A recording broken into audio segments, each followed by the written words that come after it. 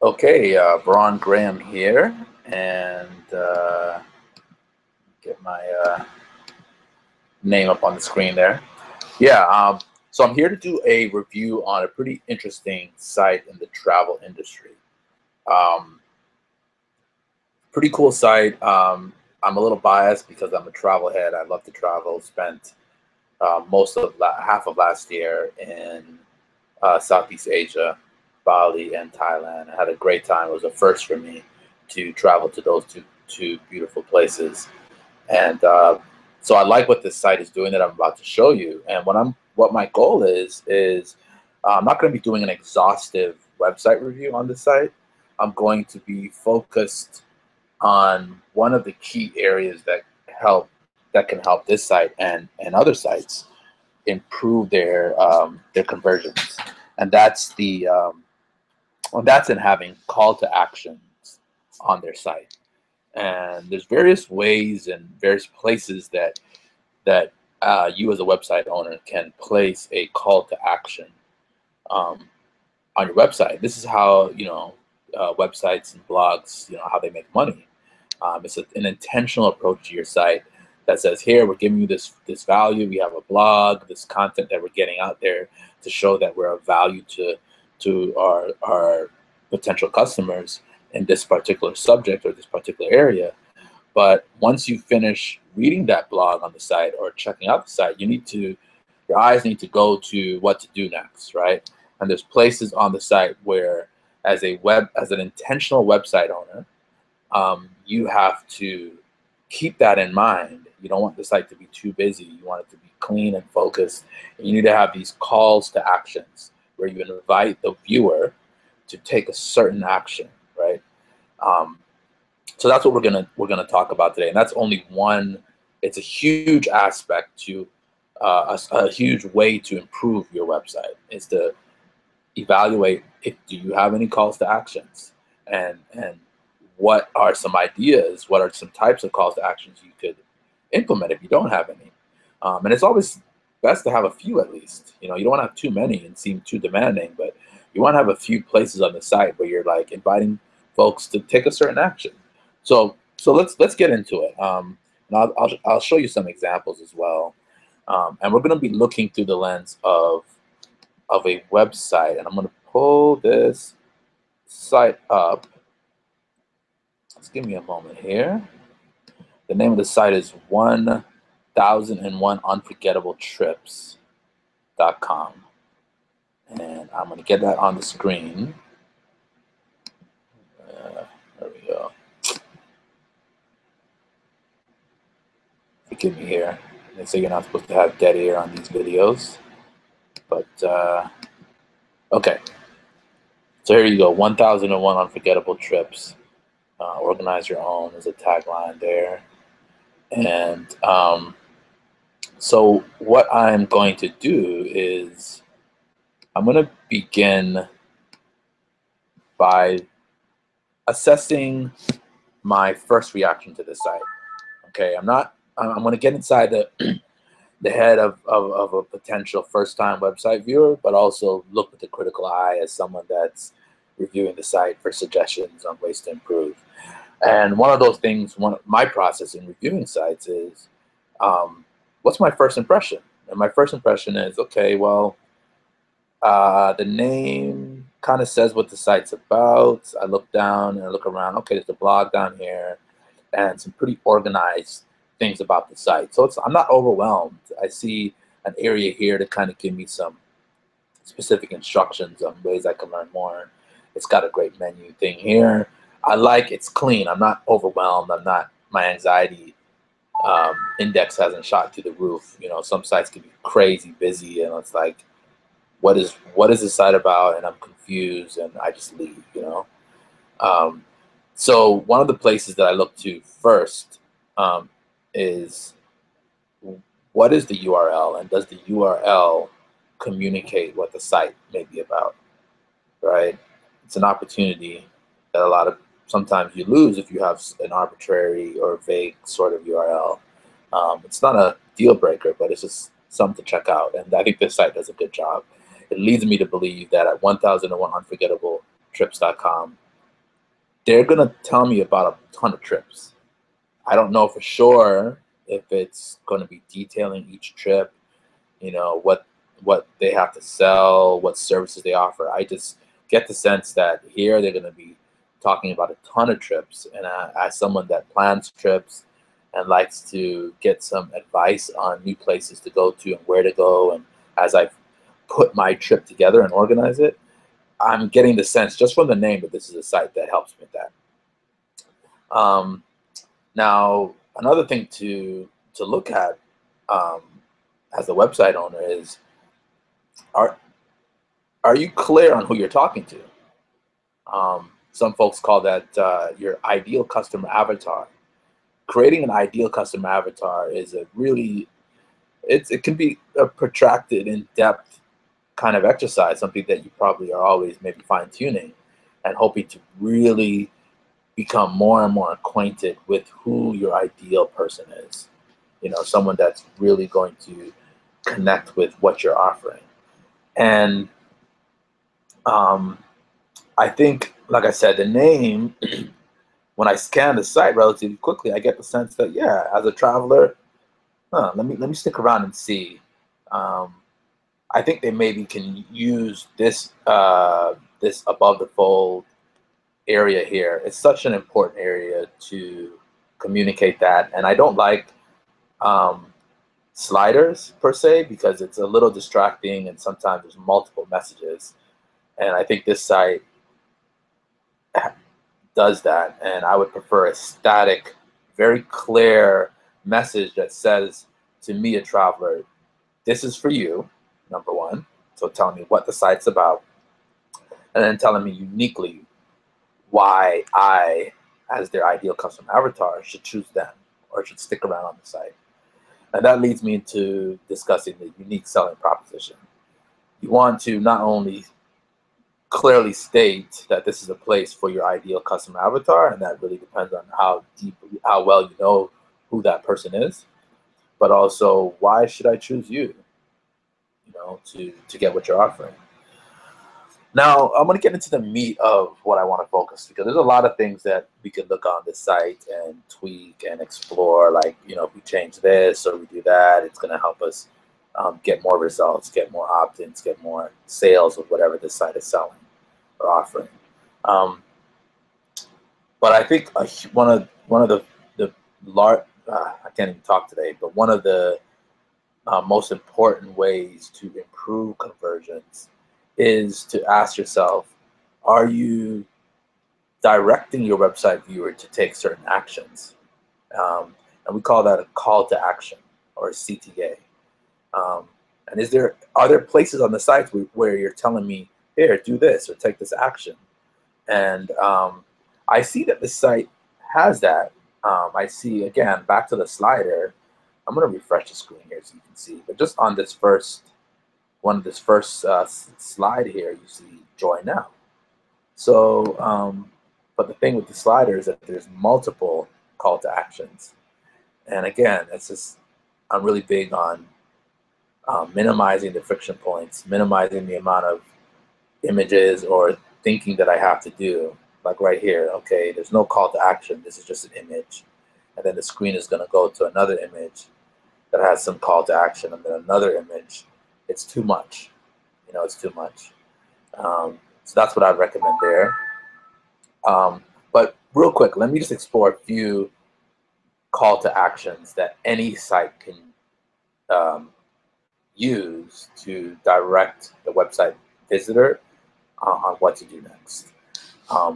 One of those call to actions is a header call to action, and this is one of my favorites. It could be too prominent sometimes when you're a website viewer. You just want to get to the blog post that somebody shared on Facebook, or you just want to check out and see, is this site, does it have some articles or some answers to some questions I have? And you see this kind of like huge image up here, and I'll give you an example.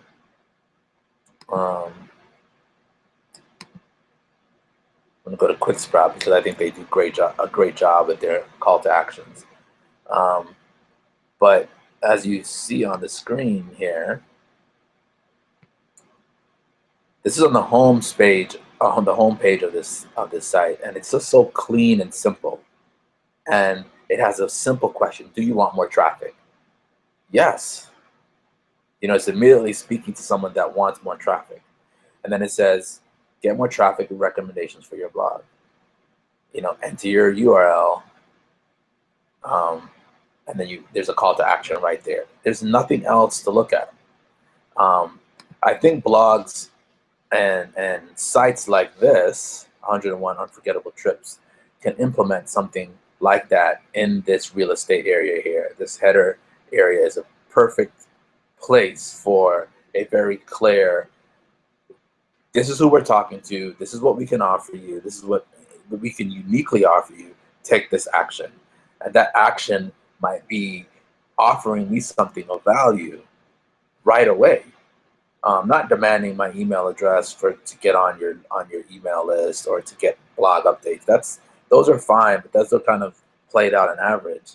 If you can think of something like, since this is a 1,001 Unforgettable Trips, like say get a complete detailed trip itinerary for the top 10 destinations in the world, or something like that. That's specifically like, I really want that. Yeah, like I might look at the list and see, and I want to go to those places, and telling me if I just put my email address in, they're gonna email me this information. And now you have my email address, which is key in building a relationship with your ideal audience. So another call to action that anyone can explore, and I think this site can afford to explore, is the call to action at the end of a blog post. So let's say your ideal customer avatar visits your site. They see one call to action up top. They get a sense of, oh, this site is for me. I can get this free offer. Great, but maybe I don't do that. Maybe I want to read the blog post that I came to see. And then I go and I click and I see 13 things you probably don't know about. I'm not even gonna say those names right now, I'm sorry. So I read this blog post, right? Katja and Bojadar, yeah, I tried. I haven't been to those places, let's just say that. So I read this unique experience that they had. They detail so much of what they did, where they did things, just, you could tell they really enjoy what they do, and they're passionate about travel. You can tell by the pictures and the length of the post. But at the end of the post, this is where it's an opportunity to tell the reader, hey, if you valued what I gave you in that blog post, here's even more value. Opt in here to get the top 10 trip itineraries of, the top 10 trip itineraries. And this is, guys, bear with me here. It's off the top of my head here, but I'm seeing here that they say, did you enjoy this story? Be cool and share it with your friends. So they're focused on sharing it, which is fine. It's a call to action, and they have that, which is good. And they have a related posts section. But I would recommend here, or recommend to explore, are these call to actions your highest priorities?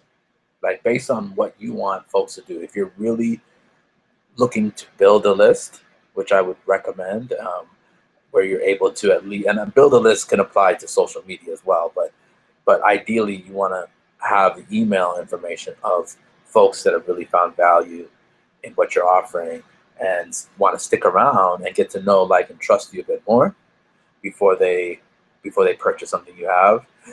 A call to action at the end of the blog post is a great place to do that. So I'm going to move on because I could say more about that.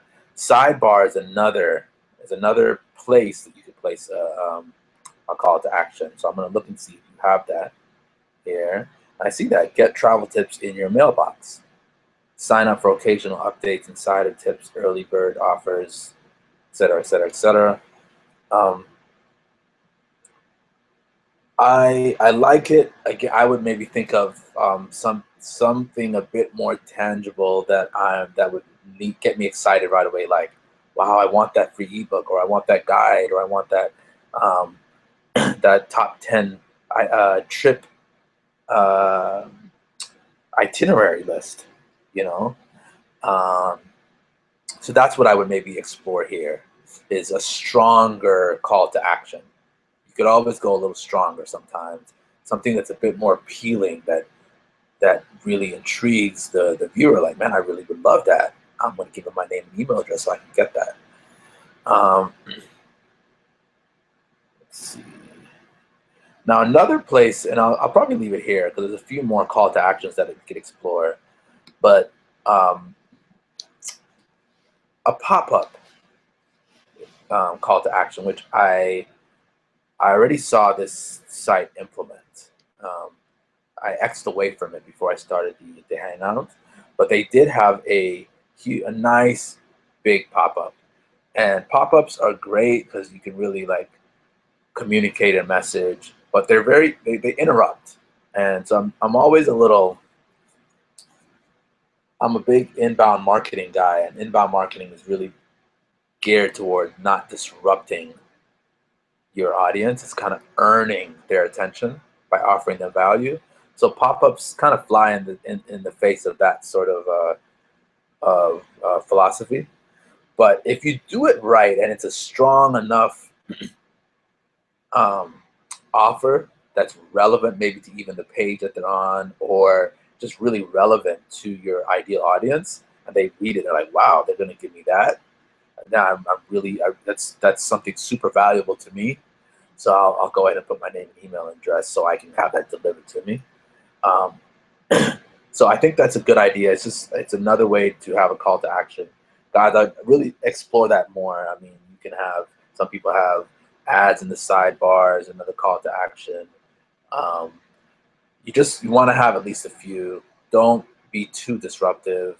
Look to lead with value in your call to action, in your call to actions, CTAs. Think about what would really be valuable to your ideal customer, right? Um, let's see what else I could end on there. I think those are some solid things that this site can do to strengthen their conversions. Yeah, I think I'll leave it there for now.